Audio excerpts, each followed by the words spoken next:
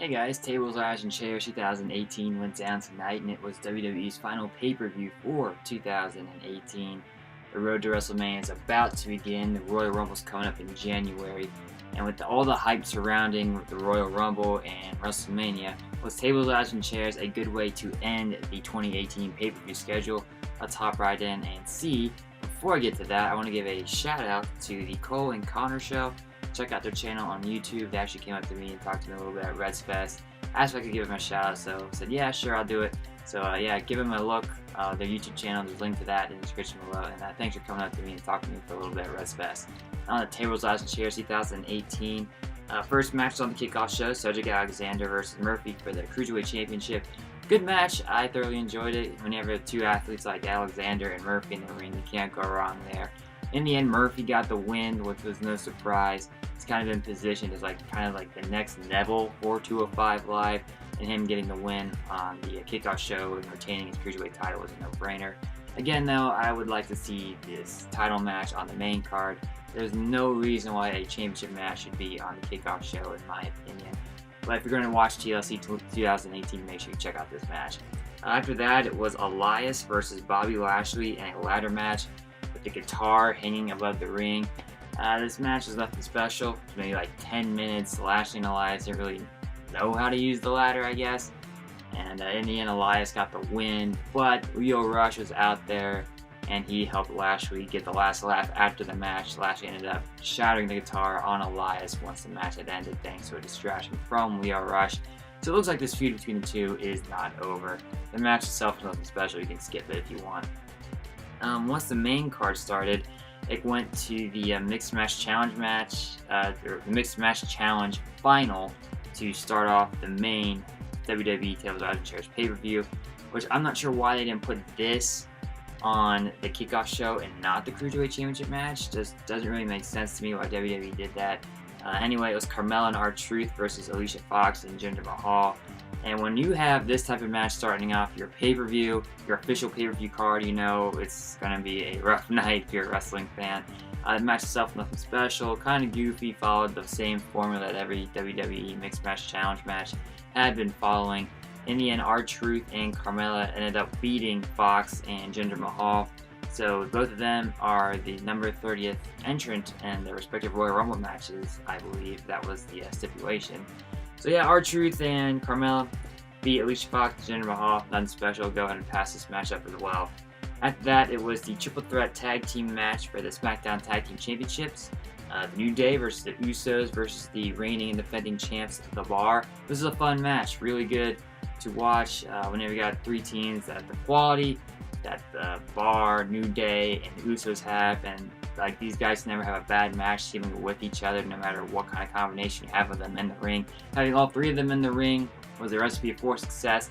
The only thing I don't understand is with a pay-per-view called Tables, Ladders, and Chairs, why they didn't make this a ladder match, or a table match, or a chairs match, or a Tables, Ladders, and Chairs match. Just weird booking decisions by WWE in building up to this pay-per-view. And the match itself was fine. It was fun to watch. I highly recommend you check it out. But when you have a TLC match or a TLC pay-per-view with three great teams like the New Day, the Usos, and The Bar, make it a TLC match, please. In the end, though, The Bar retained their titles, so I would like to see more of these three-team combinations down the road at future pay-per-view events, preferably in some kind of stipulation match for the Tag Team Championships. After that, it was Baron Corbin versus Braun Strowman in a Tables, Ladders, and Chairs match. Stipulation here was if Corbin wins, he's the permanent Raw General Manager. If Strowman wins, Corbin's out of power, and Strowman gets a shot at Lesnar for the Universal Championship at the Royal Rumble. So Corbin comes out, he has Heath Slater as the referee. He's saying if Slater counts to 10 and Strowman's not out to the ring by the time Slater gets to 10, the match is over and Corbin wins via countout. Strowman comes out, his arm's in a sling. He had just had arm surgery, and goes on the mic and cuts a promo saying how in TLC match there's no disqualifications. So Roode and Gable, Finn Balor, Kurt Angle, Apollo Crews, they all came out to the ring, basically did all the work for Strowman, just hit Corbin with a couple chair shots, and that's pretty much it. And in the end, Strowman just put his foot on Corbin and got the pin and the win, so very underwhelming. Wasn't even really a true TLC match. It was just a no disqualification match that Corbin getting ganged up on. The big story here, Corbin's no longer the GM of Raw. Strowman's getting a shot at Lesnar at the Royal Rumble. But you can go ahead and skip this match as well. After that, the next match on the card was a tables match, Natalya versus Ruby Riott.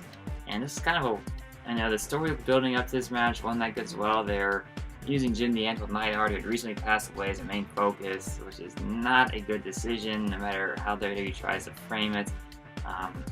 In the end, though, Natalya got the win. She ended up putting all 3 members of the Riott Squad through a table, with Liv Morgan crashing hard through a table toward the beginning of the match. That spot looked very, very tough.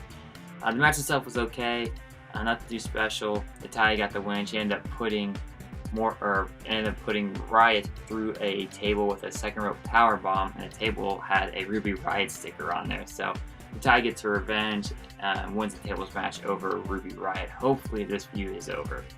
After that, it was Drew McIntyre versus Finn Balor. This was a pretty good match. Just a regular match here.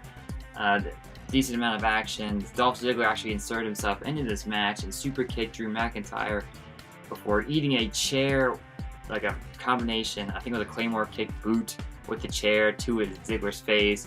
However, Balor was able to capitalize off the distraction, hit the coup de grace, and get the win over Drew McIntyre here.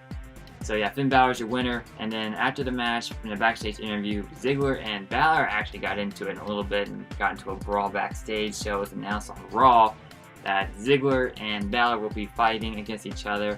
Not sure how Drew McIntyre is going to play into this. I would assume he's going to factor into that, considering he just got beat by Balor. Ziggler cost him the match, and WWE is strapping a rocket to McIntyre's back and simply trying to push him to the moon at this point. The next match on the card was a chairs match, Rey Mysterio versus Randy Orton. This was a good match. I really enjoyed this one. Rey Mysterio had a really cool spot where he used the chairs like a sled out of the ring right onto Orton and squished him. He also went for like a seated senton from the ring apron to Orton, but whiffed because Orton dodged it, and his tailbone crashed hard on the chair. It looked very painful. In the end, that was a cool spot. Rey Mysterio was able to use like this line of chairs Orton had set up for an RKO. Mysterio was able to counter that and use the chairs as a launch pad for like a victory roll-up pin, and he beat Orton. So that was a very cool spot. Again, very good match, or not a very good match, just a good match. Made use of the chair stipulation as best as they could. Mysterio picked up the win, and whenever you have Orton versus Mysterio, they have pretty good chemistry in the ring together. So these two having a solid match was no surprise here. And I would expect to see these two feud at least or at the most until the Royal Rumble. After that match, we had the Raw Women's Championship match, Nia Jax versus Ronda Rousey. This is a pretty entertaining match as well. Rousey was able to overcome the odds, defeat Jax and Tamina, who was also at ringside with her. She made Nia Jax submit with her patented armbar lock. Very good match, a lot of cool spots. I definitely recommend checking it out. Rousey's definitely coming into a groove in the ring, and she's just a tough female badass at this point. She's thriving in that character. And there are a couple other characters who are kind of mimicking that, and it's been successful for them, and I'll get to that later. But yeah, Rousey was able to get the win here. Looks like her feud with Nia Jax is over at this point. After that, WWE Championship match, AJ Styles versus Daniel Bryan. This was a very, very good wrestling match. Like, if you're a wrestling purist, you would have loved this match. The in-ring work by both of these guys is impeccable, and they told a great story in the ring. Both had their time to shine. There were great sequences. AJ Styles had his phenomenal moveset going for him. Had to hit that patented springboard 450 onto Daniel Bryan. But in the end, it was Daniel Bryan who got the win. He actually countered a pinning attempt by Styles into a pin of his own, able to keep Styles on the mat for 3 seconds to retain his WWE Championship. Very, very good match. Again, if you're a wrestling purist, you will love this match. Check it out. In terms of pure wrestling ability, Daniel Bryan and AJ Styles are two of the best in the world right now, and this match does not disappoint.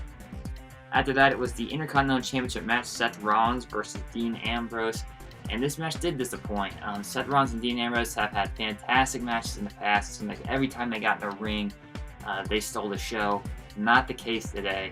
The match was kind of slow. It just didn't really seem like it got out of second gear. It was good, but it could have been a whole lot better. I feel like my expectation for this match, based on their history, the storyline building up to it, was the most intriguing to me on TV, and the match just didn't really deliver. However, I am happy with the result. My boy Dean Ambrose had dirty deeds on Seth Rollins, recaptures the Intercontinental Championship. So Dean Ambrose is your new Intercontinental Champ. I'd imagine these two will feud up until the Royal Rumble. It kind of appears that WWE has big plans for Seth Rollins. They might be pushing him to the Universal Picture scene for WrestleMania since Roman Reigns is out, and they seem to be on edge about giving Strowman that top face billing at this point. Rollins looks like he could be in position to take that top face spot for the Raw brand, and I would not be surprised if he ends up winning the Royal Rumble and main events WrestleMania. But tonight, Dean Ambrose wins the Intercontinental Champion. He is your new Intercontinental Champ on Raw. The Intercontinental Champ's back with Cincinnati's favorite wrestler. After that, it was the Triple Threat SmackDown Women's Championship Tables, Ladders, and Chairs match. Asuka versus Charlotte versus Becky Lynch. This was the match of the night. Stole the show, in my opinion. Made sense why they put it in the main event because it was a fantastic match. You could either put the WWE Championship match in the main event or this one. They went with this one. Right call by WWE. For all the bad decisions they made early in the night, this was the definite right call. This was a great match. Tons of cool spots. Asuka was going crazy with the kendo stick.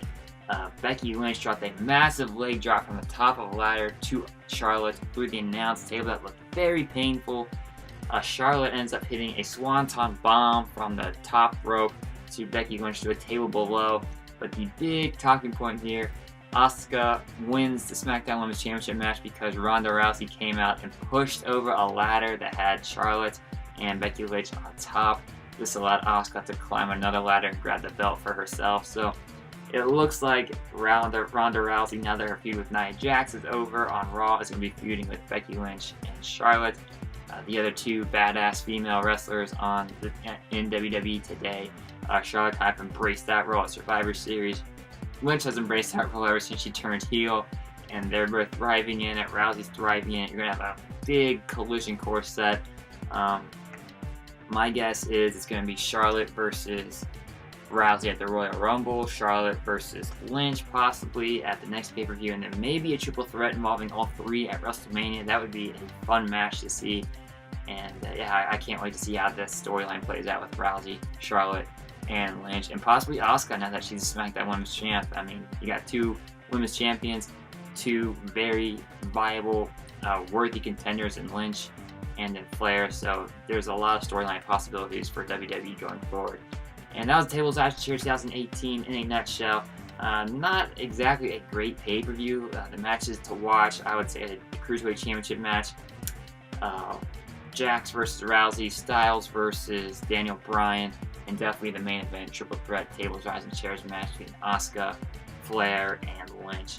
And yeah, that was 2018's edition of Tables, Ladders, and Chairs. If you liked this video, feel free to give it a thumbs up, leave a comment, subscribe to the channel. Check out my website, cincyfanzone.blogspot.com, and give me a follow on Twitter at Cincy Fan Zone. Links to both of those are in the description below. As always, guys, thanks for watching.